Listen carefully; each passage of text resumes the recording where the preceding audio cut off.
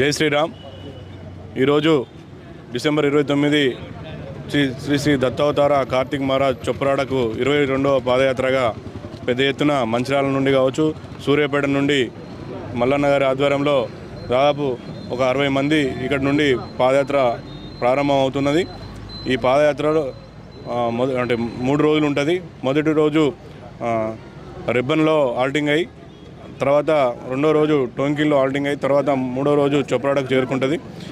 ఇది యాత్ర పొడుగుతున్న అంటే ఇక్కడ నుండి మంచిర్యాల నుండే కాకుండా మందమారి, రామకృష్ణపూర్, బెల్లంపల్లి, రేచిని, తర్వాత మన ఇక్కడ కాజునారు, బెల్లంపల్లి నుండి కూడా పెద్ద ఎత్తున ఈ పాదయాత్రలో పాల్గొని చొప్పరాడ పోయే వరకు సుమారుగా ఒక 300 నుండి 400 మంది ఈ పాదయాత్రలో పాల్గొనడం జరుగుతుంది ప్రతి సంవత్సరం.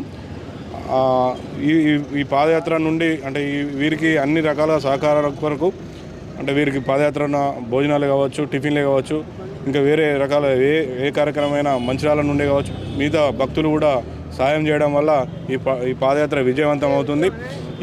ఈ పాదయాత్ర ముందుండి నడుపుతున్న మా రామన్న గారు, కిషన్ గారు, గంగన్న గారు, అదేవిధంగా వాసవి శేఖర్ గారు కూడా ఈ పాదయాత్రలో పాల్గొనడం జరుగుతుంది.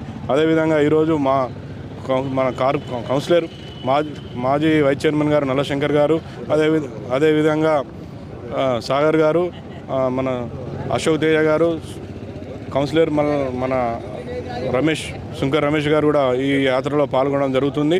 అదేవిధంగా ఈ విజయవంతం అంటే ముఖ్యంగా ఏంటిదంటే ఈ 31 మన సంస్కృతి కాదు, మన హిందూ సాంప్రదాయం ప్రకారం, మన సనాతన ధర్మం ప్రకారం మనం అందరం ఈ కేకులు కట్ చేసుకుని తాగుడు మన సాంప్రదాయం కాదనే ఉద్దేశంతో మన మత మార్పులకు గురి కాకుండా ప్రతి ఒక్కరూ ఈ ధర్మంపై ప్రయాణించాలనే ఉద్దేశంతో 22 సంవత్సరాల కిందట ఈ పాదయాత్ర స్టార్ట్ చేయడం జరిగింది.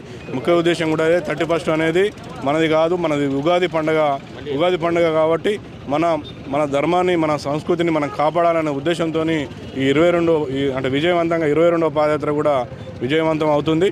ముఖ్యంగా హిందూ బంధువులకు, హిందూ సోదరులకు అందరికీ తెలియజేయడం ఏంటంటే మన ధర్మాన్ని కాపాడండి.